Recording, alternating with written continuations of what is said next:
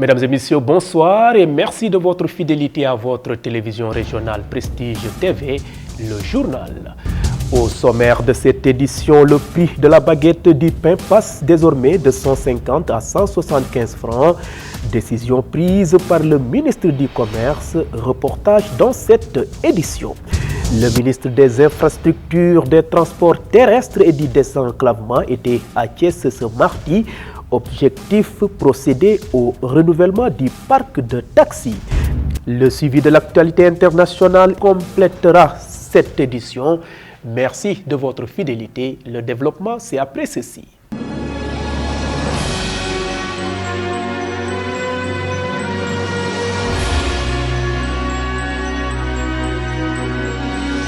Démarrons cette édition par la situation épidémiologique du jour.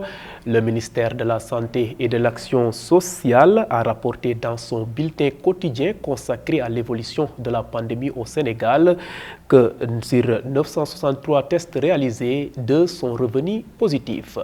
Le point Covid de ce mardi 14 décembre, c'est avec le docteur El Hadji Mamadou Ndiaye. Il est le directeur de la prévention du ministère de la Santé et de l'Action sociale. Le ministère de la Santé et de l'Action sociale a reçu les résultats des examens virologiques ci-après.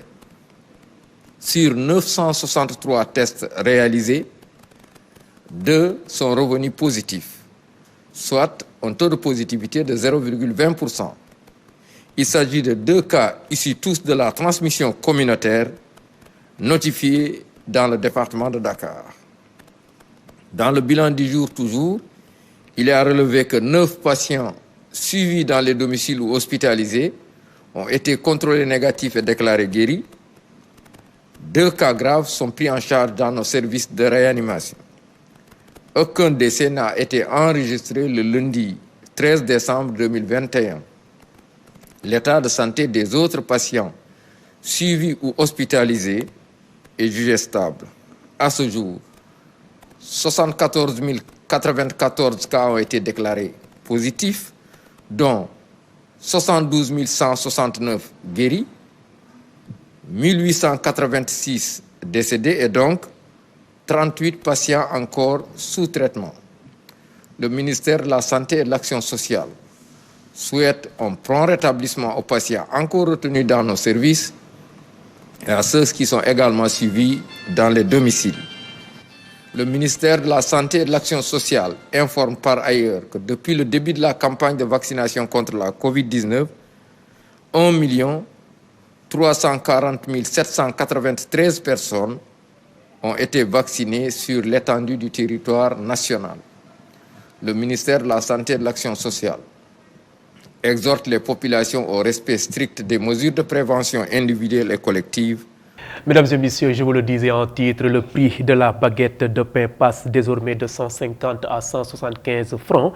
Une hausse du ministre du Commerce, Aminata Assome Diatta. Une annonce timidement appréciée par certains boulangers, alors que pour les revendeurs, cette hausse n'aura aucun changement. Reportage Aïssata Sow, Chefal. Le ministre du Commerce et des petites et moyennes entreprises, Aminata Assome Diatta, a annoncé hier, lors d'une réunion du Conseil national de la consommation, que le prix de la baguette de pain passera de 150 à 175. Une hausse à effet immédiat appréciée par Mohamed Sarr, gérant d'une boulangerie, même s'il aimerait voir le prix passer à 200 francs. 25 francs. Cette hausse de 25 francs ne nous arrange pas, mais on accepte de le faire pour les clients. Passer de 190 grammes à 200 grammes à 175 francs ne sera pas facile pour nous. On souhaite vraiment que le prix passe à 200 francs. Selon Djibril Gueye, boutiquier, cette hausse ne changera pas à grand-chose. La hausse ne change pas grand-chose pour nous boutiquiers. La situation restera toujours la même. Mais la même chose là. La même chose là. Le poids de la même baguette va passer de 190 grammes à 200 grammes. Mohamed dit être prêt à se conformer à cette décision pour satisfaire ses clients. On accepte les 175 francs pour satisfaire les clients. On essaiera aussi d'améliorer la qualité du pain car c'est ce qui est normal. Selon le ministre, cette hausse s'explique par le contexte mondial marqué par la hausse des cours du blé et de la farine. Le ministre des Infrastructures, des Transports terrestres et du Désenclavement, Mansour Faye, a procédé ce mardi à la remise des clés aux opérateurs taxis de l'AIBD. Cette opération entre dans le cadre du programme de renouvellement du parc de transport automobile de Dakar. La cérémonie s'est tenue à l'usine Seine-Iran de Thiès. Voici le ministre Mansour Faye qui a présidé la cérémonie. Il est au micro de Ahmadou Bambali et Moussa Mbaye. En effet, j'ai la ferme conviction que le développement des services de transport routier adéquats occupe une place de choix dans l'objectif de croissance durable. Au demeurant, le partenariat public-privé constitue une formidable opportunité pour l'accélération de nos ambitions de renouvellement du parc et d'industrialisation en s'appuyant sur des mécanismes de financement innovants. C'est à ce titre que je souhaite saluer l'apport déterminant de la Délégation générale à l'entrepreneuriat rapide, de la Banque nationale de développement économique et de la mutuelle d'épargne et de crédit des transporteurs MECTRANS dans l'accompagnement qu'ils apportent aussitôt pour le renouvellement du parc de transport urbain. De nouveaux schémas institutionnels et de financement seront certainement mis en œuvre sous peu afin d'amplifier nos capacités de financement à travers le Fonds de développement des transports terrestres, récemment installé sous l'impulsion du président de la République, son Excellence M. Macky Sall.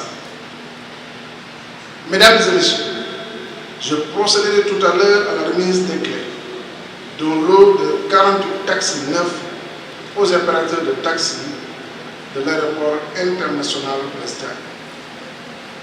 Il s'agit par cet acte de contribuer encore plus à assurer la desserte de l'aéroport dans les meilleures conditions de confort et de sécurité.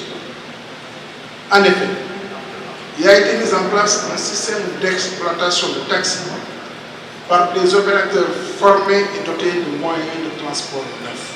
Désormais, les retraités vont recevoir leur pension via le transfert d'argent, une décision que dénoncent les retraités de la cité du Rail. Momar Talambay explique les motifs de ce rejet. Il est interrogé par Mam Biram Sissegei et Chefal. Moi, je trouve que ils ont pris cette décision-là trop hâtivement. Ils pouvaient nous informer très tôt, mais ce n'est que la semaine dernière qu'ils ont apporté, il y a 3 jours, qu'ils nous ont convoqués à la presse pour nous informer de ce qu'ils ont décidé de nous payer, de payer les pensions par le biais de Orange Money ou VEV. Ce sera une difficulté quand même, parce que vous savez, les personnes âgées, c'est pas toutes les personnes âgées qui ont des téléphones pour recevoir leurs messages. Il fallait nous aviser plus tôt, comme ça, ce sera au moins arrangeable. Bien sûr, il faut qu'il y ait des failles, parce que il y aura des pensions des retraités qui ne seront pas payés à temps.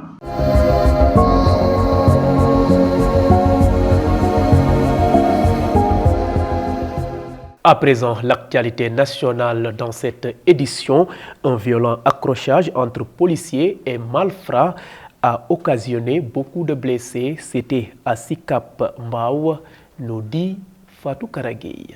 Actualité nationale, une formation de sauvetage tabagique destinée à 10 médecins venus de 5 régions du pays a démarré hier à Thiès. Les médecins choisis pour cette formation qui va se poursuivre jusqu'au jeudi viennent de Dakar, Kaolack, Saint-Louis, Thiès et Ziguinchor. Les participants à raison de 2 par région revisiteront entre autres les critères de tabagisme, de dépendance ainsi que leurs conséquences multiples sur la santé. Et puis la ministre du Commerce et des petites et moyennes entreprises, Aminata Assome Diatta, a annoncé hier une hausse en effet immédiat de 25 francs CFA sur le prix de la baguette de pain, passant de 150 à 175 francs CFA. Le poids du pain passe également de 190 à 200 grammes, a détaillé Mme Diatta, qui a présidé la réunion du Conseil national de la consommation tenue le même jour au siège de son ministère de la sphère ministérielle Habib Cham de Diamniadio. Et enfin, les juges de la section de restitution du commissariat de Sicap Mbao,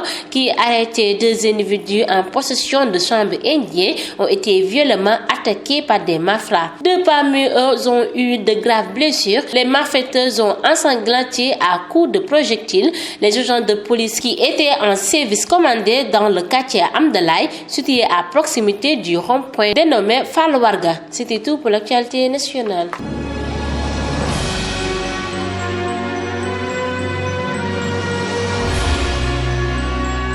Sur l'international, le ministre Lansina Zerbo a formé un nouveau gouvernement.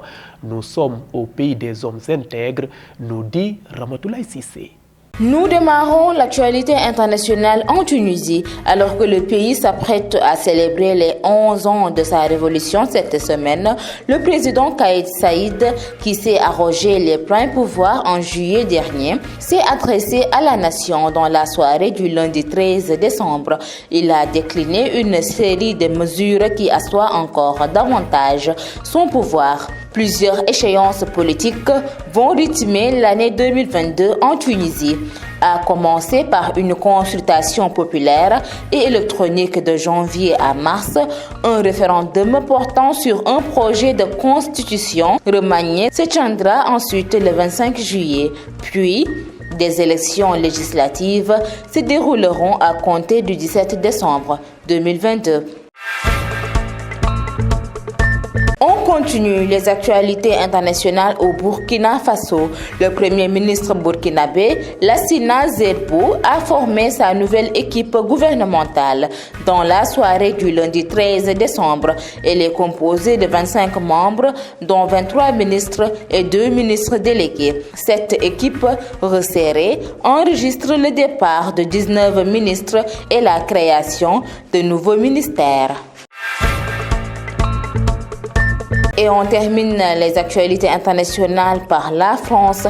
Un ancien grand commis de l'État derrière les barreaux, l'ex-ministre de l'Intérieur Claude Guéant, a été incarcéré lundi 13 décembre dans la matinée à la prison de la Santé. Cette incarcération fait suite à sa condamnation en 2017 dans l'affaire des primes en liquide du ministère de l'Intérieur, a indiqué son avocat Philippe Bouchez El Ghozi.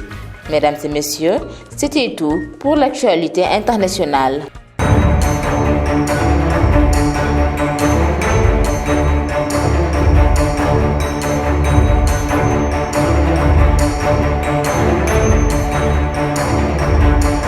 À présent, la passe sportive dans cette édition. Les 8e de finale de la Ligue des Champions se joueront au mois de février et mars de l'année 2022. La page sportive porte la signature de Ndeye Koumba Fall.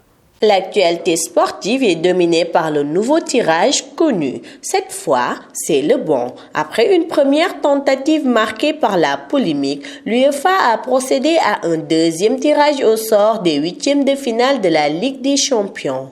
Le tirage au sort complet des 8e de finale: Salzbourg, adversaire Bayern de Munich; Sporting, adversaire Manchester City; Benfica, adversaire Ajax; Chelsea, adversaire Lille; PSG, adversaire Real Madrid; Atlético de Madrid, adversaire Manchester United; Villarreal, adversaire Juventus; Inter, adversaire Liverpool. Les huitièmes de finale se joueront entre février et mars 2022. Restons toujours dans le football. Le Cameroun se prépare à accueillir la Coupe d'Afrique des Nations de football du 9 janvier au 6 février 2022. Le protocole sanitaire sera le même pour les 5 villes hôtes de la compétition: Yaoundé, Douala, Bafoussam, Garoua et Limbé. Pour aller au stade durant la CAN 2022, il faudra un pass sanitaire. Cela concerne aussi bien les équipes en compétition que les spectateurs. Tout le monde devra se faire tester. Terminons par le basketball. La prochaine saison de basket va débuter le 29 janvier 2022. C'est la principale information qui est ressortie de la réunion tenue ce lundi au stade Marius Ndiaye. Ce sera une semaine après les élections locales du 23 janvier 2022 et les clubs vont sans doute accélérer leur travail hivernal pour ne pas être surpris. C'était tout pour l'actualité sportive.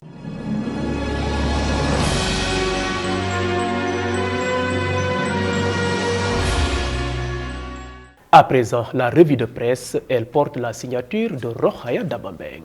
Bienvenue. Nous démarrons avec Le Soleil à la page 6. Nos confrères ont mené une enquête sur le fardeau de la cherté des études dans le privé entre les frais de scolarité, les transports, la restauration et les cours de renforcement. De plus en plus de parents d'élèves se plaignent de la cherté des services offerts par les écoles privées. À leur avis, toute une stratégie est mise en œuvre pour leur soutirer de l'argent. Ils invitent l'État à intervenir pour réguler le secteur. Passons à l'Observateur à la page 3. Les secrets des hommes politiques sur comment ils maintiennent leur forme de tous les jours pour mener à bien leurs activités. Ils sont divulgués. Si l'on sait que chez les hommes politiques, l'activité est souvent très intense, surtout en période de campagne électorale, entreprises de compléments alimentaires, produits stimulants, sport, chacun y va de son astuce en 2 pages afin de fournir beaucoup plus d'efforts, d'augmenter son rendement politique. Passons à la Tribune qui annonce à sa page 5 que les Sud-Est est en grève de protestation concernant l'agression de leurs collègues de l'Institut de français pour les étudiants étrangers commise par la sécurité du recteur Amadou Alimbaï alors qu'il protestait pacifiquement et légalement contre la tenue d'un test illégal organisé en catimini. L'INSEPT, le syndicat unitaire et démocratique des enseignants du Sénégal, enseignement supérieur de l'UCAD, observe une grève de 48 heures depuis hier. Direct News s'intéresse à l'arnaque et la duperie de la filiale française qui a été mise à nu. Depuis quelque temps, une guerre sans merci s'est engagée dans l'univers du transfert d'argent. Si l'an qui régnait en maître imposait à ses clients de s'acquitter de 350 francs pour un montant de 5 000 francs CFA, 700 pour 10 000 francs CFA, ainsi de suite, l'autre a tout simplement cassé les prix. Elle a ainsi appliqué un taux de 0% pour les dépôts et les retraits d'argent. En un temps record, la clientèle a ainsi basculé et le désir des consommateurs et usagers est toujours de voir un monopole se briser. Passons à 24 heures qui se réveille avec la question suivante: va-t-il se passer un truc politique en faisant allusion au probable retour à la ville de Dakar de Pape Diop de Boko Kiskis, expérimenté et pur produit politique ayant grandi au cours du Parti démocratique sénégalais. Les confrères annoncent qu'il est vrai que Wade et compagnie n'ont pas voulu de lui comme tête de liste majoritaire, mais le candidat Pape Diop, connu pour sa discrétion légendaire, tarde à se départir de cette confusion politique pour mettre en exergue une ligne de fracture et de montrer qu'il ne faut pas l'enterrer trop vite dans une joute électorale. D'ailleurs, son directeur de campagne, Habib Mbaye, sélectionné parmi 8 autres grands hommes d'État, a du pain sur la planche à prendre de 24 heures.